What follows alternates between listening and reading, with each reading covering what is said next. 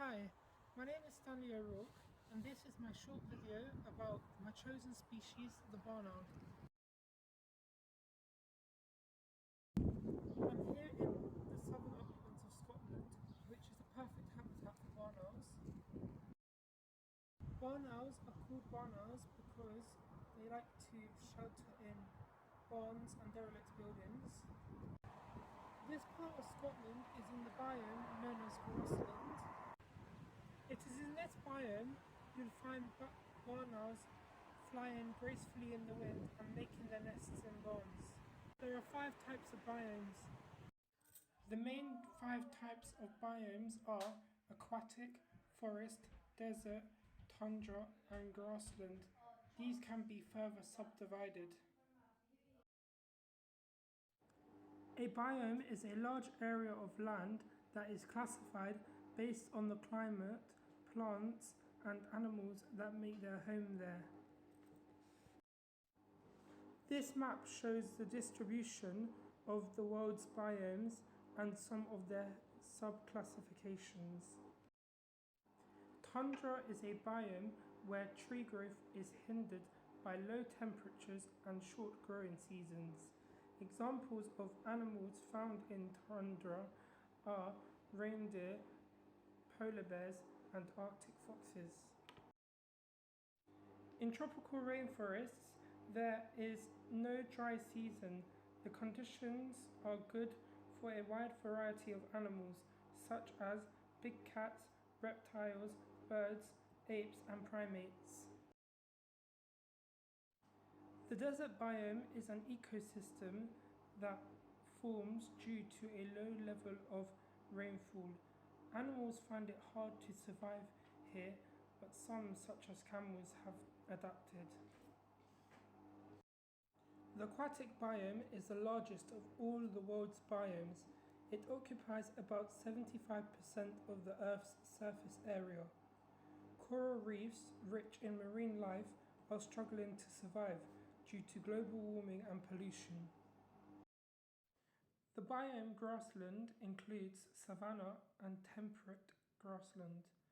Temperate grassland makes up most of the UK.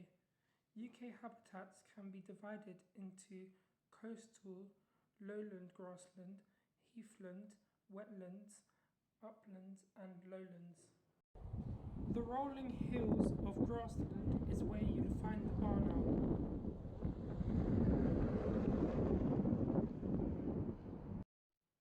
A barn owl has the following characteristics. It is about 250 millimeters tall from head to feet.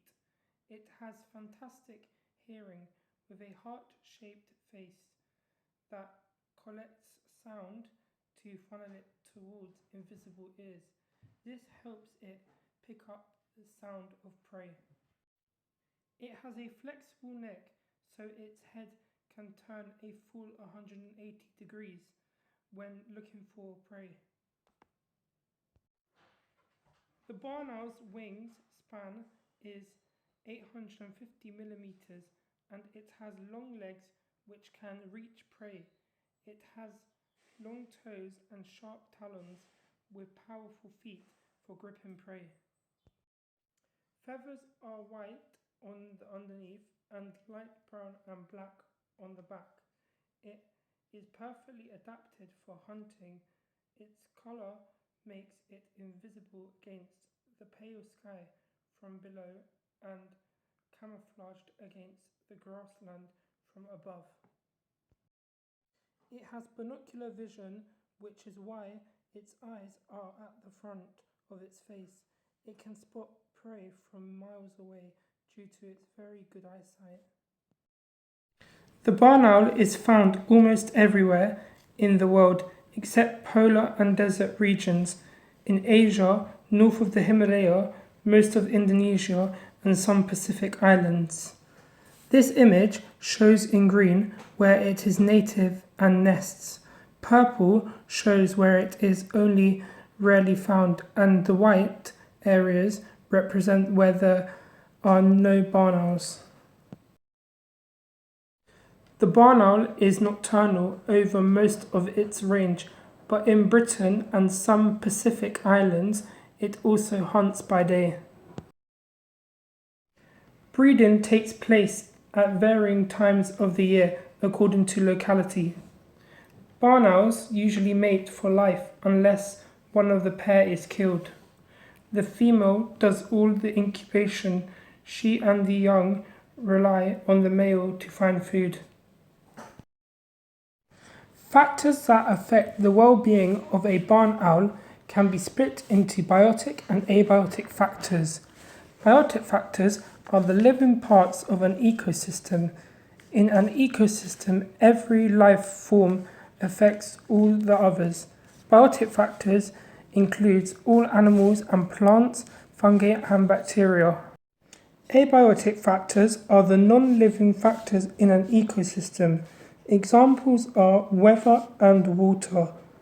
These factors do affect living things in the ecosystem, but are not alive themselves. The term comes from the root meanings a, meaning without, and bio, meaning life. The weather is an abiotic factor that affects barn owls. They find it difficult to fly in the rain unless it is very light rain. This means that if it rains for many days, they find it difficult to hunt and can starve. Cold weather also harms barn owls. When it is cold, small mammals decrease their activity, making it hard for barn owls to find prey. Another abiotic factor that affects barn owls is the landscape. A habitat is good for barn owls if it has food and shelter. If a landscape becomes too urban, the barn owl will not find prey. If the landscape is too barren, it will not find somewhere to nest. Hazards in the landscape for barn owls include overhead cables and roads. Humans can be considered biotic factors, and human influences can cause these hazards. Another biotic factor that can impact on barn owls is other animals. Snakes sometimes take over barn owls' nests and eat their eggs. Other large owls, such as great horned owls, hunt barn owls and kill them as prey. As I have said earlier, in this video, barn owls are found everywhere in the world, but the habitat they like best is grasslands. Despite this, they are very well adapted to survive and thrive in varying environments. They need shelter such as barns to nest in, and food such as small mammals to prey on. They don't have many predators, so they can safely mate and reproduce. They are efficient hunters, so they win when they are competing for food. A recent survey from the Barn Owl Trust showed that their numbers are widespread throughout Britain. Research has identified them in at least 32 different London boroughs, including here at the Hackney Marshes. Although humans are a threat, their amazing capacity to thrive means they can live alongside humans.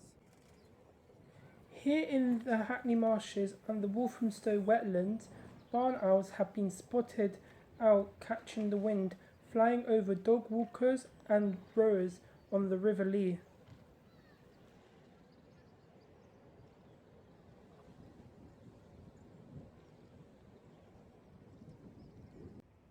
Barn owls are protected by the Wildlife and Countryside Act 1981.